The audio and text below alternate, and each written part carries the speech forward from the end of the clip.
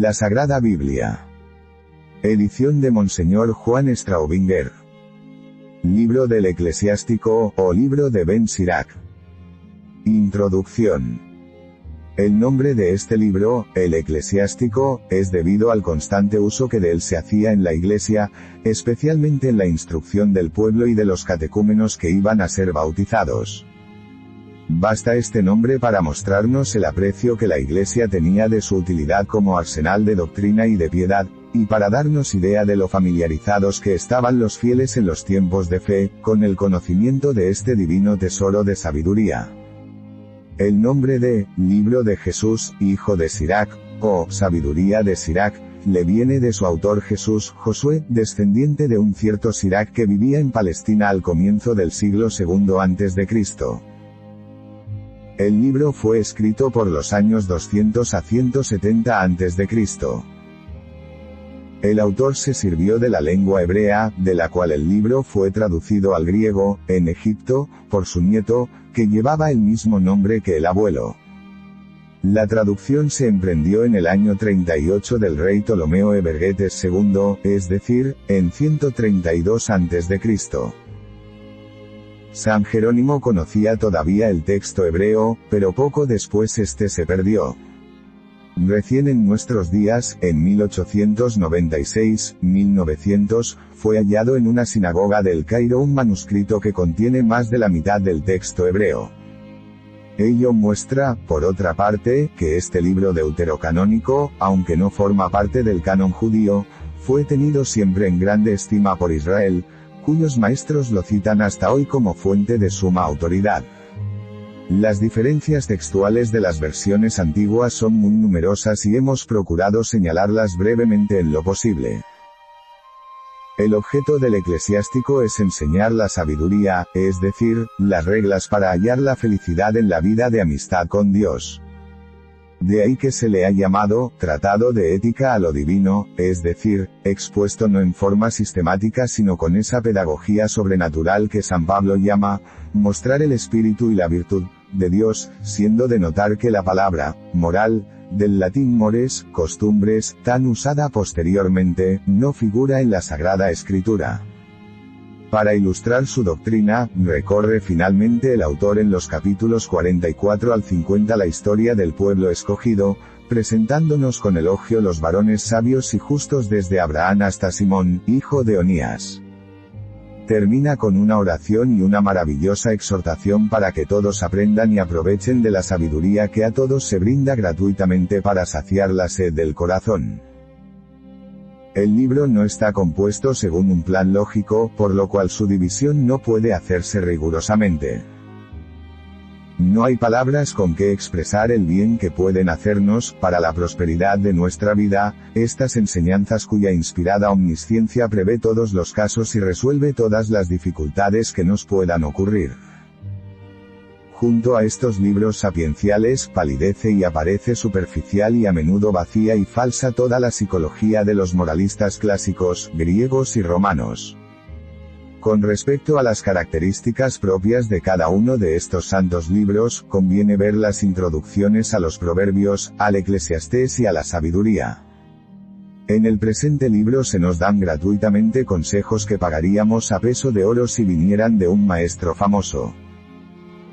El sabio va escrutando, como en un laboratorio, todos los problemas de la vida humana, y ofreciéndonos su solución.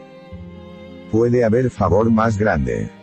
Porque no se trata de esas soluciones de la pura razón, o de la ciencia positiva que cada época y cada autor han ido proponiendo, o imponiendo orgullosamente, como definitivas conquistas de la filosofía, hasta que llegaba otro que las destruyese y las negase para proclamar las suyas, tan relativas o deleznables como aquellas. No, el laboratorio del moralista que aquí nos alecciona, está iluminado por un foco nuevo. Los pensadores de hoy lo llamarían intuición. Para los felices creyentes hay un nombre más claro, un nombre divino, el Espíritu Santo, que habló por los profetas, qui locutus est per profetas. La intuición, que ahora se propone como una fuga ante el fracaso del racionalismo, que puede ser, sino un modo disimulado de admitir que Dios obra en nosotros, por encima de nosotros y sin necesidad de nosotros, así como no nos necesitó para crearnos. ¿O acaso esa intuición, reconocida superior al raciocinio porque éste muchas veces es falaz y deformado por las pasiones, no sería sino un instinto puramente humano y biológico? En tal caso, habremos de reconocer a los animales como los modelos del hombre en sabiduría, y a fe que bien podrían ser nuestros maestros en cuanto se refiere a la ordenación de sus apetitos, que en el hombre están en rebeldía. Si nuestro ideal en cuanto a espíritu se contenta con tal instinto de intuición, es que los post-cristianos de hoy están muy por debajo de la intuición del pagano Sócrates, que al menos reconocía en su interior el soplo de un demonio, en griego, espíritu, como agente de sus inspiraciones. En vano David nos lo advertía hace 3000 años, hablando por su boca el mismo Dios: yo te daré la inteligencia. Yo te enseñaré el camino que debes seguir. No queráis haceros semejantes al caballo y al mulo, los cuales no tienen entendimiento. En vano, decimos, porque los hombres no aceptaron ese magisterio de nuestro Creador, y prefirieron el de las bestias, como lo expresa también otro salmo de los hijos de Coré, diciendo: el hombre, constituido en honor, no lo entendió. Se ha igualado a los insensatos jumentos y se ha hecho como uno de ellos. Estas reflexiones pueden servirnos como claroscuro para apreciar mejor, frente a nuestra triste indigencia propia, el tesoro de verdad, de enseñanzas, de soluciones infalibles, que la bondad de nuestro Padre Dios pone en nuestras manos con este libro, tan poco leído y meditado en los tiempos modernos.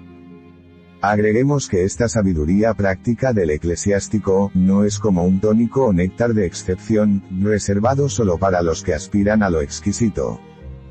Es un alimento cotidiano, al que hemos de recurrir sistemáticamente los que vivimos, en este siglo malo, los que creemos que San Juan no miente al decir que, el mundo todo está poseído del maligno. Jesús confirma esto en forma tremendamente absoluta, diciendo que a ese Espíritu Santo, que enseña toda verdad, porque es el Espíritu de la verdad, el mundo no lo puede recibir porque no lo ve, ni lo conoce, y vid.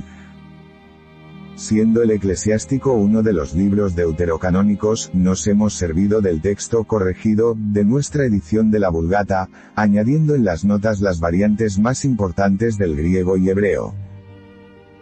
Prólogo del traductor griego. Muchas y grandes cosas se nos han enseñado en la ley, y por medio de los profetas, y de otros que vinieron después de ellos, de donde con razón merecen ser alabados los israelitas por su erudición y doctrina, puesto que no solamente los mismos que escribieron estos discursos hubieron de ser muy instruidos, sino que también los extranjeros pueden, asimismo, llegar a ser muy hábiles, tanto para hablar como para escribir. De aquí es que mi abuelo Jesús, después de haberse aplicado con el mayor empeño a la lectura de la ley y de los profetas, y de otros libros que nos dejaron nuestros padres, quiso él también escribir algo de estas cosas tocantes a la doctrina y a la sabiduría, a fin de que los deseosos de aprender, bien instruidos en ellas, atiendan más y más a su deber, y se mantengan firmes en vivir conforme a la ley.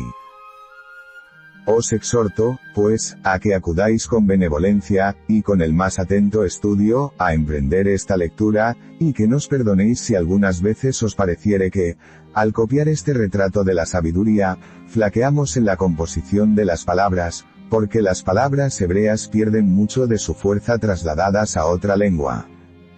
Ni es solo este libro, sino que la misma ley y los profetas, y el contexto de los demás libros son no poco diferentes de cuando se anuncian en su lengua original.